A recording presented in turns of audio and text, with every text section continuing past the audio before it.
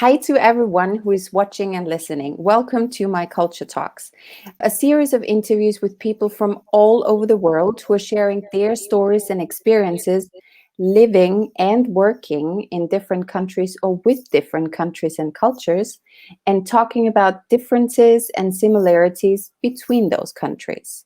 Today, I'd like to welcome Vanessa. She is an experienced global competence relocation and repatriation trainer and coach. So it's a good combination. Having lived and worked abroad for 25 years, I believe, Vanessa has acquired cultural and linguistic knowledge. And I know that she's passionate about her job and bridging cultural gaps. Since we have a lot in common and provide similar services, I'm glad that you are on the Culture Talk today. So thank you, Vanessa, for being my guest. Thank you very much for having me, Martina. Thank you. So, Vanessa, can you tell me and the audience a little bit about yourself, your career, and what you actually focus on most in your job? Mm-hmm. So, basically, I was born in East Africa. My father was an electrical engineer, and so I was born there, but I only lived there for 6 months. So my parents then decided to move back to the UK. So I grew up in the UK, in a little town just north of London.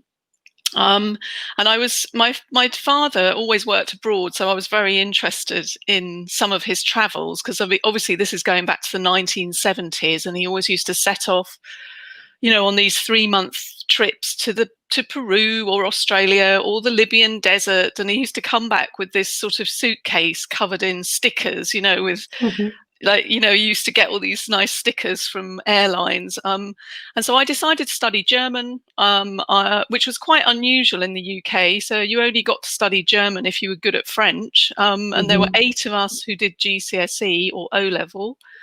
And then when I went to do A-level, I was the only one who wanted to take it. So that would be like the Austrian equivalent of a Matura, and then, which meant I actually even had to change schools to do it. So I was quite passionate about this. And then I studied German. Then I went to Vienna University for my year abroad. And I went back to Austria after I finished my degree and started teaching English. Basically, I then stayed for many years. I started teaching English, translating, and eventually I got into intercultural communication, because I realized perfect English wasn't the way to getting a business deal signed. You needed to have more.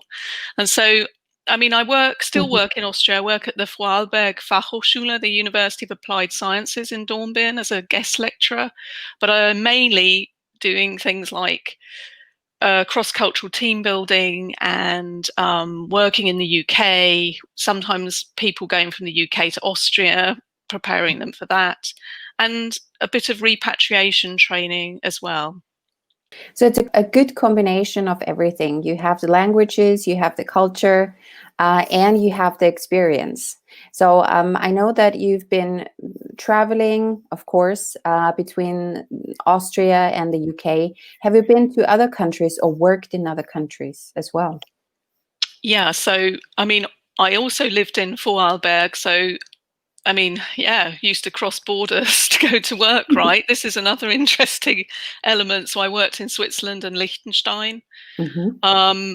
I also work in India and Russia every year, COVID permitting. So I've taken groups of students from the university in 𝐷𝐸𝐵𝑛 on a cross-cultural exchange program to Delhi. I've done that for about 10 years. And Chelyabinsk, which is almost on the Siberian border in Russia, for not quite as long, for about 7 years. So we call it like a field trip, where you actually take learning beyond the textbook. So in those years, I've gained so much experience working with India and Russia, right? So, and I often say there's not, the difference between Austria and India is probably the biggest difference you're going to get on the cultural scale of differences. Okay, if you're looking at communication, or if you're looking at timing, or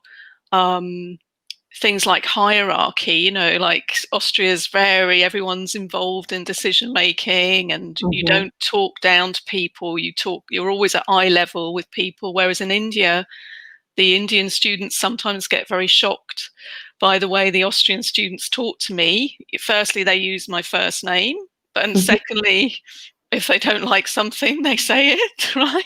And the Indian students would never do that. They, you know, they're keen to answer my questions. They, you know, they would never embarrass me in front of a group. So we have some interesting dynamics going on there. Russia's also very different, but there are more similarities between Austria than Russia, I find. I mean, once again, this is, you know, I don't want to stereotype, but that's my personal experience. I think that's the most important one. I mean, we cannot generalize, because for everyone it's different. It depends on what kind of background you have, where you grew up, and where you've been to. I think the first name basis that you mentioned is probably not so much the Austrian culture, much more the UK culture, where you immediately almost say or use the first name. Yeah. And also there's a difference between Vienna, as you know, and the western part of Austria, where people are more familiar and use the sort of du form, like the informal form of you, rather than the formal one. And of course, there's me being the facilitator in the middle of a group that's mainly Austrian, but there are also some Germans, some Swiss, and some other nationalities in that group. And the group in India, who is also from one of the different states of India. They're not all from Delhi. So you're right. It's very, you've got to be very open-minded and trying to encourage people not to stereotype. Yeah. And another thing is we take mature students from Austria. So they are all working and studying at the same time. And for the Indian students, that's rather strange, you know, that somebody might be my student who's the same age as me, or only 5 years younger than me, because they're all very much, I don't know, between the age of about, say 20 and 25 maximum. Yeah. So what was the biggest surprise for your students? Do you remember any situation where they were like really, oh, I didn't know that, or that was really new to me? Yeah. So I think we do have this issue. I mean, it's very, some people say, oh, talking about time again, but time is a very interesting thing in between cultures, because I think, you know, let's say Austria, also Vorarlberg was where the group I'm teaching are from, you know, close to Switzerland. I often think punctuality sort of starts in Switzerland, right? That's where clocks are from. I've got this sort of my own theory, right? Well, if watches and clocks are so important to a country, then they're going to become the best producers of them, aren't they? It's a bit of a joke, but there's a bit of truth in it too. And when we're working in India, the timing is quite an interesting aspect, and we talk about it a lot. But for example, if you so sometimes at the beginning, some of the Indian professors were late, according to the Austrian watch, I'm saying there. And we often discuss this, because some students would get very impatient, like, you know, you can't do this, and and so many people are waiting. And I'm like, but, you know, why can't then you learn to do something in that time when you're waiting, right? Why can't you start building a relationship with your team partners? But you know, it's obviously not in the minds, is it? If it says 9 o'clock, we start at 9 o'clock, and we'll probably be there at 10:02 to be on time, right? Yeah, but that would be me. And I'm a bit like that too. So I've had to learn to sort of take a step back and realize that you're actually stressing people, your hosts, by arriving so early. And if you are my Indian colleague explained to me, if you're the boss in India, you should be late. Yeah, you shouldn't be on time, because if you are on time, it means you haven't got any work.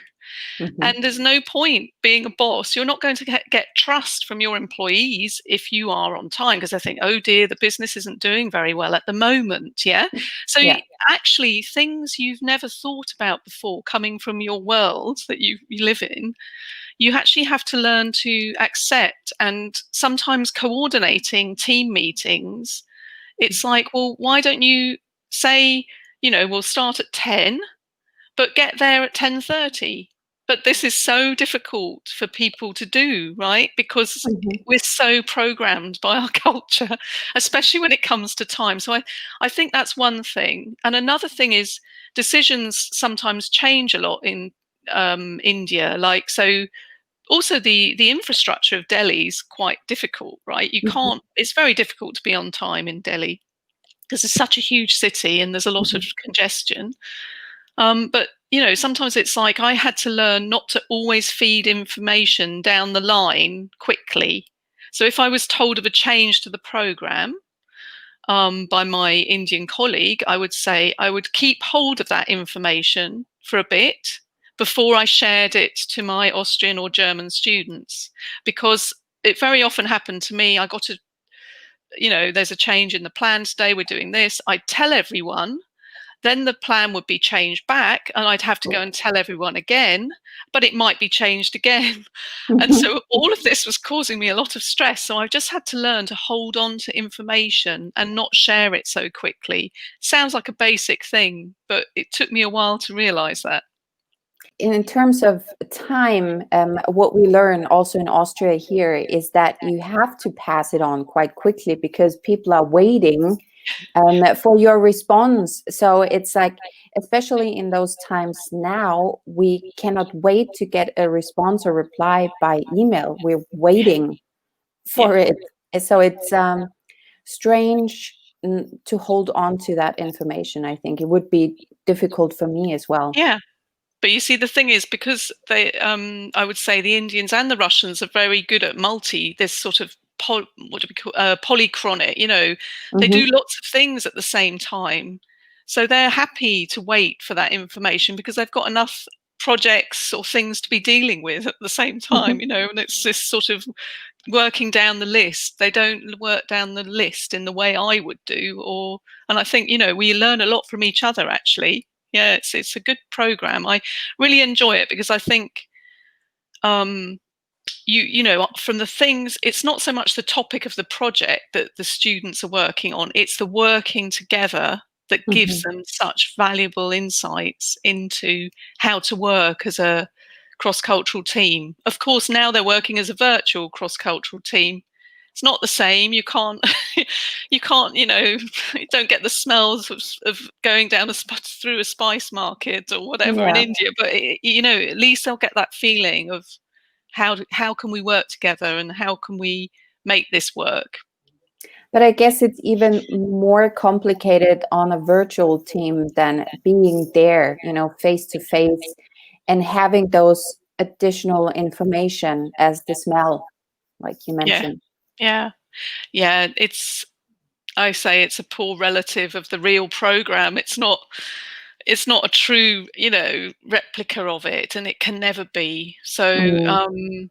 because the thing is, I think the thing that's the hardest is the building the trust and building a relationship at the beginning. Usually we'd have a get together, and then the students would all spend the whole day together doing a tour of Delhi, and then mornings we have these sort of sessions where we do some work, and then they go off and explore together.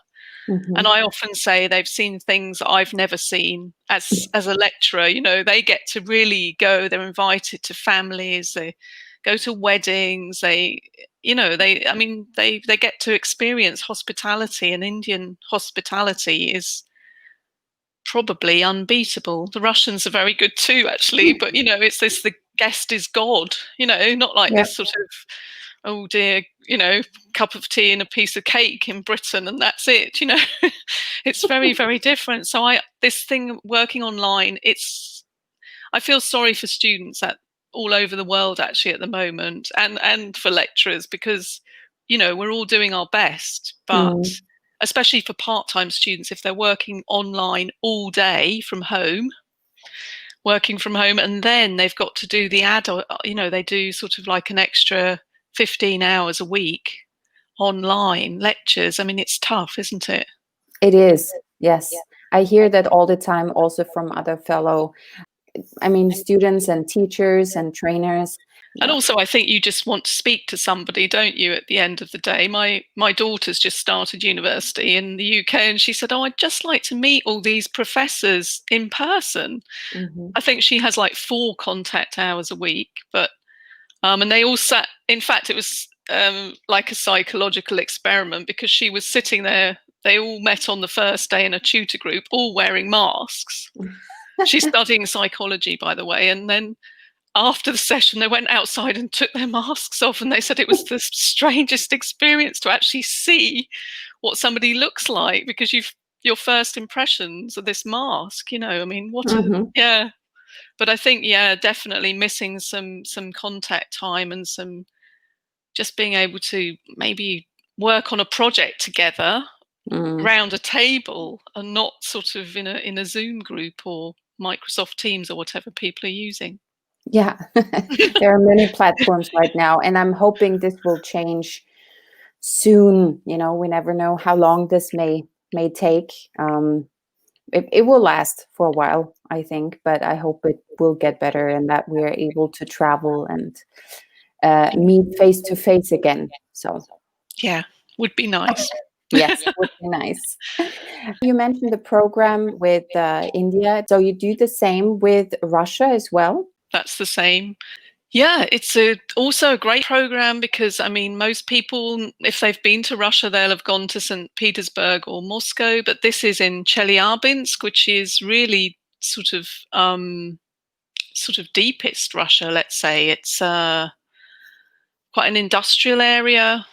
Used to be called Tankograd, so, like, you know, tanks were made there during the wars, and it's an interesting place, and also not many tourists get to Chelyabinsk. And we go to the university there, and it's called 𝐶LU, and it's we work together mainly. So it's mainly business students and engineers coming from Austria. We also had some social work students last year, and they're usually working with linguists, so people from the English or German department who want to practice their English, because some of them don't get the opportunity to speak to native speakers.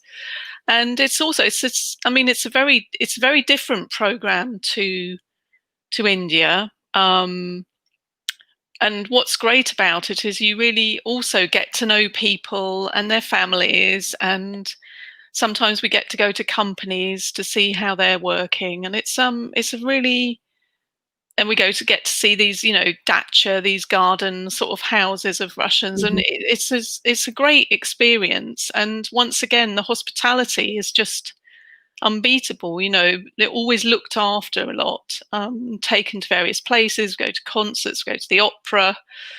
And it's just so interesting to see. We use public transport a lot. In fact, I would say we do that in both places. So it's not like a sort of bus tour where you get put on from A to B. We sort of dive into proper life there. Do you see a difference between, like, the city and the other city, or where you bring your students, in terms of communication or the hierarchy, you know, in the company? Yeah, definitely. Yeah. So, I mean, you know, education is one thing, isn't it? And companies are another.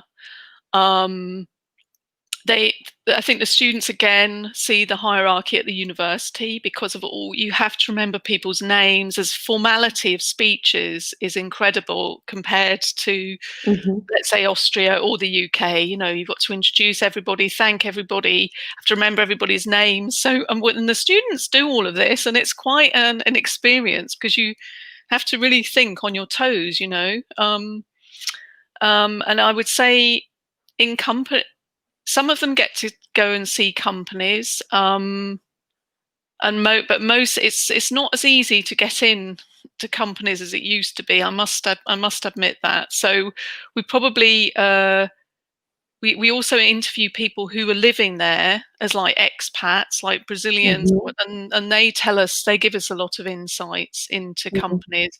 But the communication is more, it's not as direct as, let's say, Austrians, German. They're less direct, but we often find the humor is very similar. Yeah, so that's an interesting thing. So the connection and the trust building very often takes place on a humor level. Yeah. Interesting. Yeah. And but it's also kind of a communication, so it's part of it. Yeah. Yeah. Even if it's not, I mean, it could be direct as well.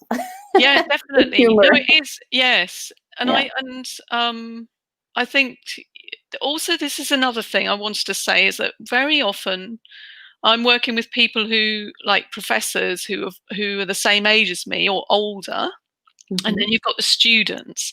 And if you start sort of talking about like Hofstede, who's an interculturalist, you know, his models in the classroom, and it says, you know, Russia's collectivist and Austria's individualist, the younger generation, there is such an outcry from the Russian side saying we're not like that, you know, and why do these models keep depicting us to be collectivists? We do what we want to do, and you know, and I really like that about this program, because you see how much culture's changing.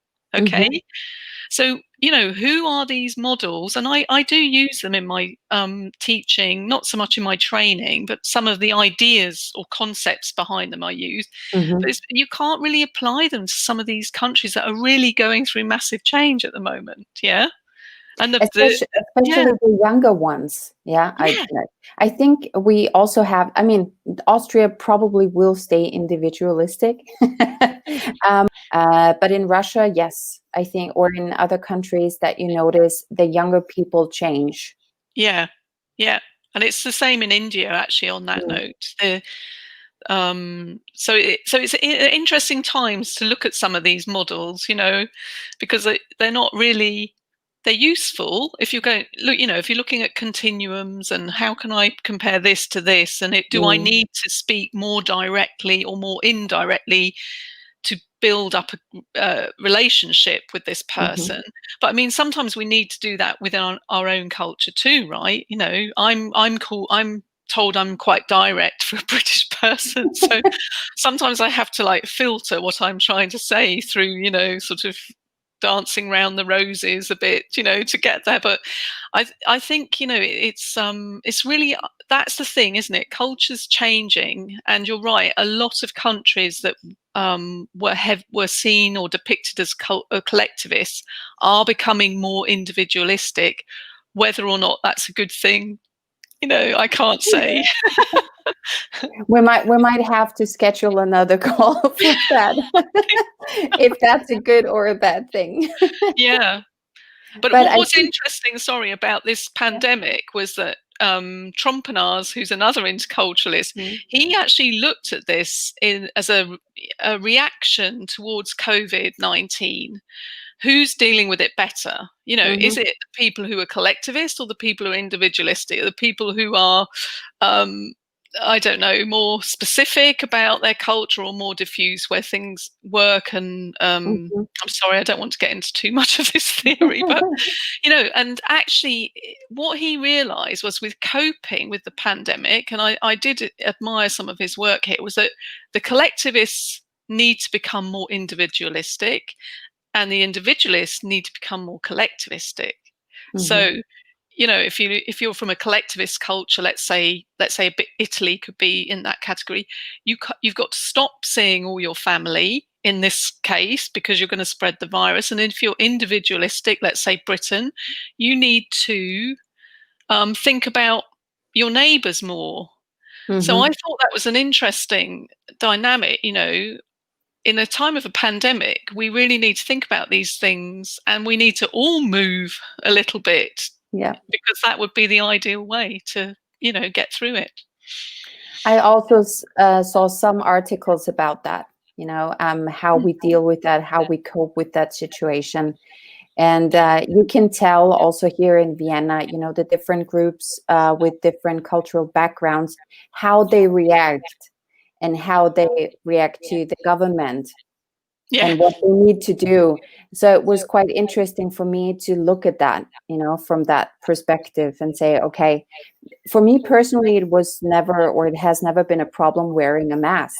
So maybe I'm not as individualistic as other Austrians. So I think when you look at cultures or countries in general, not every person is the same. And that's why, like when you look at Hofstede or all the others that looked at the culture, have a different perspective, and you need to look at that or talk to the person to know exactly what's behind it, you know, why they are the way they are.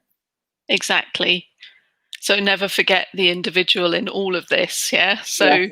and I think that's why, isn't it? You know, we start with the individual when we start with cultural training, and some people want to skip that, don't they? They just want to get to the how do you do business with the UK? And like, well, no, we have to start with you first, you know, Yes.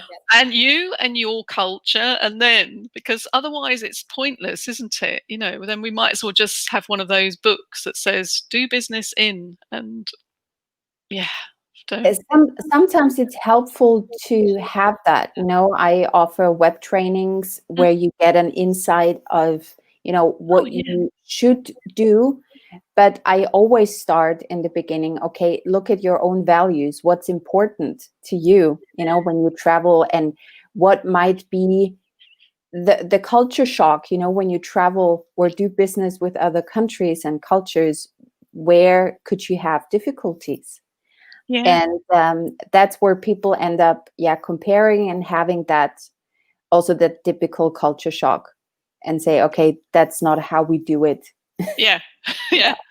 No, that sounds good. That sounds like the right way of doing it, because we can't say culture doesn't play a role. That's the other end of it. I mean, of course it does. You know, why Yeah. do, when every time I get off an aeroplane and nobody stands in a queue, why does that irritate me? Yeah. Because I'm because that's my cultural autopilot. You know, I thinking, why isn't anyone in a queue? You know, and then I start making these judgments. You know, about, but they're supposed to be so well organized in this country. You know, and they're Mhm. like, oh, Vanessa, switch it off. You're not at home anymore. So it does matter. That's what I'm trying to say, doesn't it? And Yeah. but it's important also, I think, when you work abroad, that you don't lose sight of your own values and your you know, your inner, like, what's my purpose here, you know? Or because Mhm. I think some people that are then very, very flexible, aren't they, and very, very open-minded and very, very tolerant, but then they lose sight of what they're supposed to be doing. I was like that a few years ago. I think I was like, oh, I'm always trying to put out these fires and keeping everyone happy, but what is my goal? You know, Mhm. you can't be so flexible that you lose sight of the project you're working on or the end goal. And I think that's the challenge, isn't it, of working across Mm. cultures? How do you balance that? Because at the end of the day, you've got to perform at work, you've got to get the team over the line. Mhm. And you know, first of all, you need to build the trust with your teams or whoever you're working with. And then at some point, you've got to push forward, and you've got to find a way of doing that without upsetting people. Mm. Did you actually have or experience a culture shock when you worked abroad? Um, yeah. So let me get that. Probably went back to when I was in my 20s. So when I went to Vienna, let's say that was in 1989, okay? So it was a long Mhm. time ago. I I mean, you can imagine there was no Erasmus program. There was nothing. It was just like, you're here, find Yeah. somewhere to live. I mean, it was tough, but I can't say it was culture shock. But I think when I moved then from Vienna to Vorarlberg, that Mhm. was when I experienced culture shock. So I was probably Mhm. in my early, I was about 24 actually at the time, I remember. And I remember just thinking, oh my goodness, this, what am I doing? How am I, you know? And I think it's because I didn't have a job. Um, so I moved with my boyfriend at the time, and actually it was really, really hard for me. I think it's just because it was so different to what I was used to. Yeah, whether, and of course it was the city, rural, that's another thing. People they forget this, that you can't compare like London with, let's say, Dornbirn or Bregenz, right? You can compare London and Vienna, that's fine. And I think it was actually, I felt quite lost, and I really didn't really know what to do with myself, and it was very difficult to get a job. And people forget this, but things like, my bachelor degree was not recognized in Austria back then, because they only had masters. So it'd be like, oh no, we don't have that here. And I'd be like, oh, I've just spent 4 years of my life slaving to get this qualification, So I would say that was quite hard. And to fit in again, or to find my feet, it was through things like joining a gym. And people laugh about that, but that's one of the greatest tips. If you're ever in a new place, join the gym, because people are quite open-minded around sport, and you'll make friends. And then I decided to become an English trainer, although I had always said I'm never going to do that. I actually just thought, well, you've got to do something, and then I started translating, and actually I've been self-employed ever since, right? So then it took me down a path I probably would not have gone if I'd have stayed in Vienna. I've heard that before, to be honest. Yeah. But it led you down a path that suits you, and I hope you're enjoying it. Oh yeah, definitely. And also this intercultural communication, I was like, I remember I was like, I think it was, I don't know where I was. I think it was at the University of Applied Science in Dornbirn. And I was like writing something on the board, and it was about the present perfect and the simple past. And I thought, oh, how many more years of this am I going to do? I do still use it. Don't worry. It comes in handy at times. But I thought, no, I think I'm going to start understanding why cultures are different, and how am I going to be successful in business internationally? How can I teach this to people? And then I did a master's in it, and then I went into various Austrian companies and interviewed them like about miscommunication and why does it happen, and it was so interesting. And then I'm so glad, because all of a sudden it was included on so many different in university programs, right? So whether you were studying social work, business, study engineering, the educational what's it called, establishment in 𝑔𝐵𝐻 asked me, could you like come in and do a day on this? And then because it became such an important thing of how to integrate people into classrooms, because I guess all education systems, they teach, it doesn't matter where you are, they teach their curriculum. But what do you do if you've got like 10 different nationalities in the classroom? And how do you get them to even understand what you're expecting them to do at the end of the semester, right? So whether it's a paper or a, let's say even a thesis, or even if it's a project or a presentation, we have so many different expectations of what that could look like.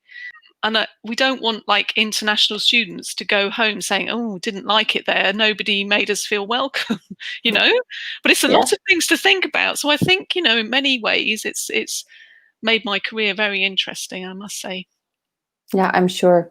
When you mentioned the students and the different cultures, I think, or feeling not welcome in the new country or where they study, it's also part what we've talked about before. If you do not know what you expect yourself, it's hard, to feel welcome, because if you don't know how you're dealing with that, then then you're stuck. Definitely. And I think you can't, and this can be applied to companies too, because I've had this in teams. If I say to them, as a team leader, if you're not happy with something, please tell me, right? Well, that works in my culture, that works in your culture, but you will never get that from some cultures. They would never say, because that's rude. They don't want you to lose face, and I remember trying that at the beginning, you know, saying, just please, we're in the intercultural classroom, like that's my subject. Mhm. This is a safe space. You can say whatever you like, but you can't expect people to do that if that's not what they're used to. So you've got to find them pockets of Mhm. like groups where they feel that they can discuss things, and maybe offer, you know, a session where they can come and see you in private to Mhm. discuss these differences. But you can't just say, oh, well, this is intercultural learning, so everybody can say what they want. Yeah, in the They ideal haven't world. learned it that Yeah. way. Yeah. I think in Yeah. one of my first trainings, I had some Japanese employees in the group, and they would not talk in general, or they would not ask. They would be just listening, and especially in the bigger group. But when you split them up into two in different teams or in smaller teams, it's easier for them to get them talking and Hmm. then just present something to you. So it Hmm. was an interesting experience also for me in the beginning, you know, to see all those very direct people and very shy people in a way, Yeah. and to get them working together. So. Yeah. And I think that's so true. And I think another thing I've learned is that people from more indirect cultures, who their listening skills are so much sharper than from Yes. people from direct cultures, right? So you think they're quiet and not really saying anything, but they remember a lot of what you've said. And so Mhm. actually in a team, you know, if you put them together, then as a team, if so you've got two, let's say, Indian students and two Germans or whatever combination you want, if you can get them to work well together, they've got all the input, haven't they? They've got the people who like more confident to speak out, and maybe that's what's needed in that setting. And they've got the people who've got all their fine like antennas sort of listening to everything. So you Mhm. can actually work it really well if you put in a bit of time and effort. So and it's the same in teams, you know, often I've done some cross-cultural team building where these various skills, if you can get everybody doing something they like and that they're good at, it might be like, I always say you can apply this cross-cultural team building to monocultural teams because it's kind of similar, right? And you can Mm. often, what I found is you can bring in a few other issues into that cross-cultural training, that you might want to cover. You know, you might be having team issues. Let's say two people are not getting on. If you Mhm. cover it a bit with the cross-cultural layer, people are a bit more willing to speak up because they realize there are lots of differences and it's not just them all the time, right? So I've often found that a useful way of then, you know, identifying values, whether they're individual or cultural, in Mhm. a team setting, and then sort of mapping out a team forward for the team where everybody feels more included, although it wasn't really supposed to be doing that in the first place. Does that make sense? It does, yes. So- Some sometimes you realize, you know, when you coach in your case, or in my Mm, case, I'm also teaching languages. I can see that there are some difficulties also in terms of communication, not only the linguistic part, but also the intercultural communication. And but in this case, or in some of the cases, it was also because of the corporate culture and the individual culture that there was a clash, you know, mhm, of values.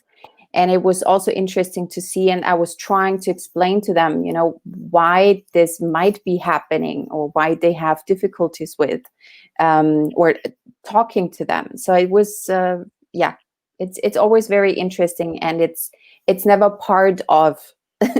something unless you're hired for it. No, that's true. That's true. But so you can And often work like the individual, the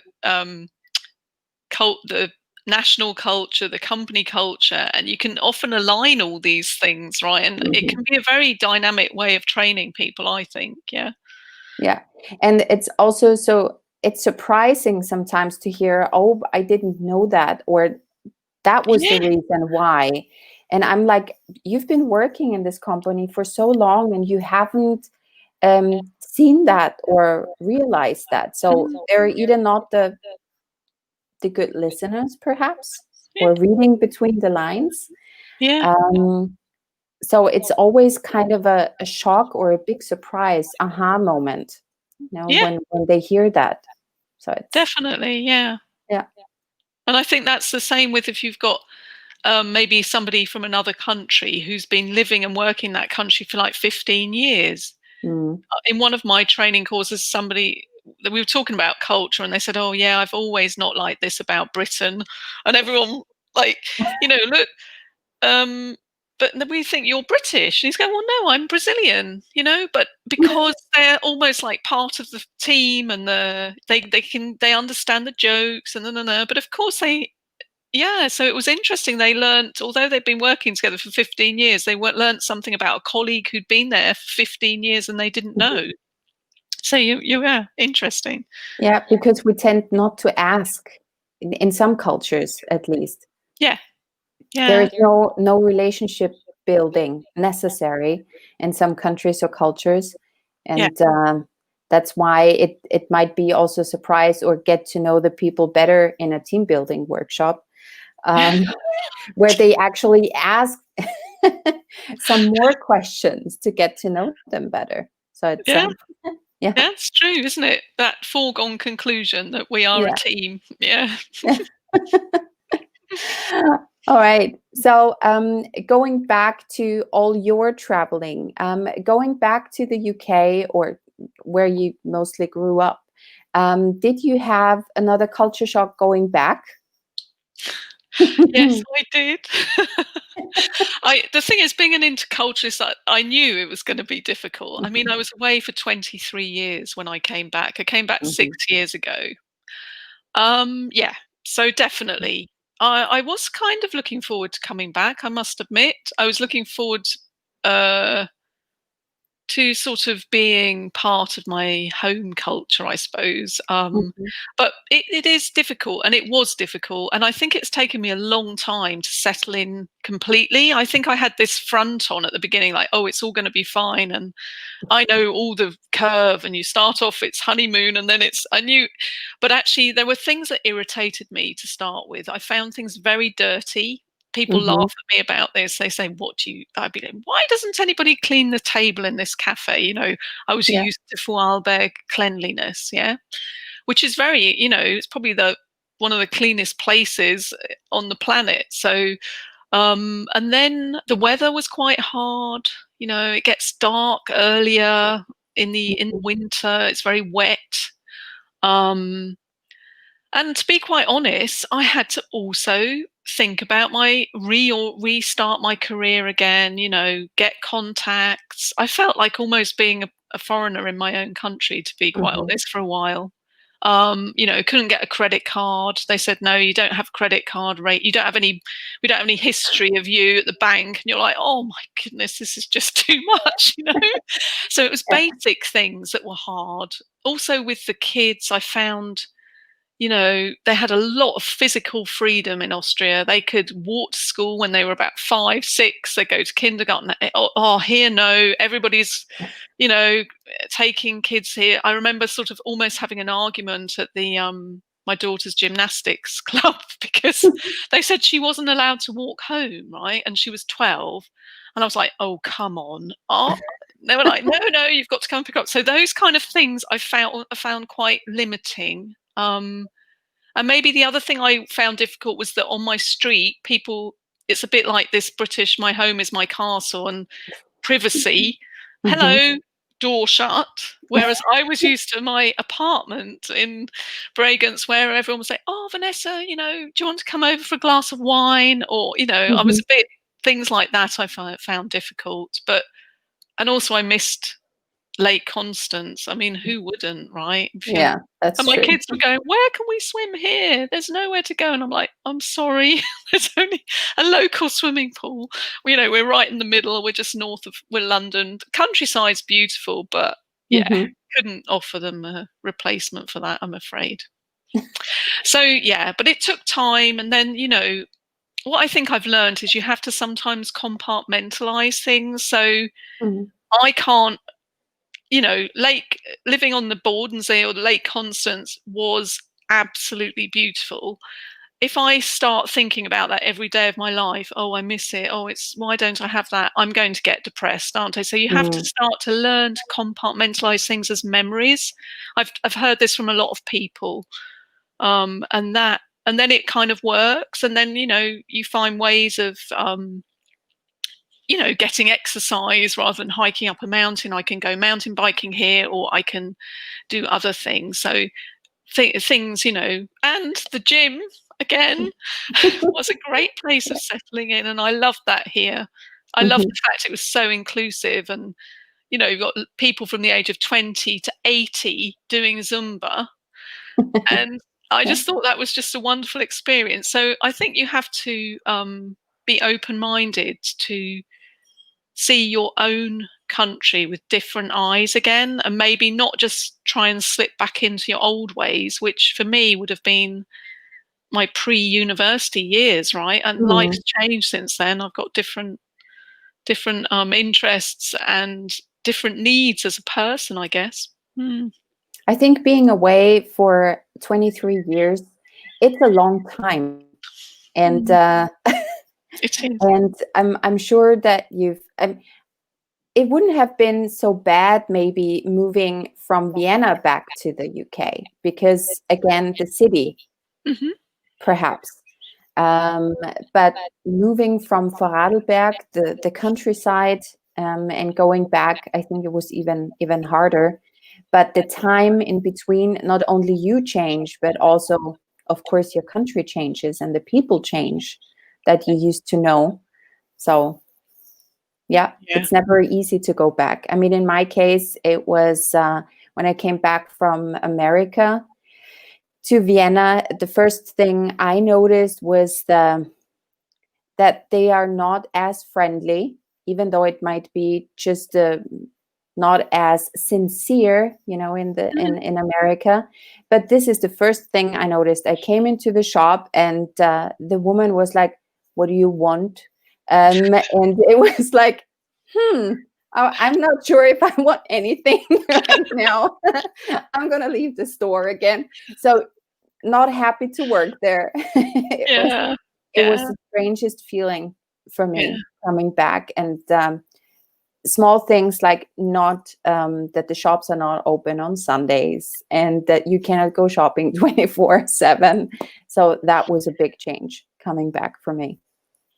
Oh, yeah, you get used to it, I suppose. Yeah. But that's also an interesting topic for another day. That service. What does service mean across cultures, right? We have many debates on that. Yes. Cake's good though. Yeah. The cake in Vienna. Can't get better cake than in Vienna. True. So any last advice for the listeners? Yeah, so I think if you work with people from another culture, just spend some time getting to know them before you launch into the business side of things. And also, if you're a native speaker, try and tone down or neutralize your English a little bit, and don't use like idioms all the time, or speak too quickly. Just try and be more inclusive and aware of how, you know, does everybody around the table understand what I'm talking about? Because there's nothing worse than feeling that you can't keep up in a meeting, or you only understand half of it. So I think, trust, building trust at the beginning and making sure everybody's included is the best advice I can give. All right. So thank you for that advice. Yeah, very, very good for the listeners.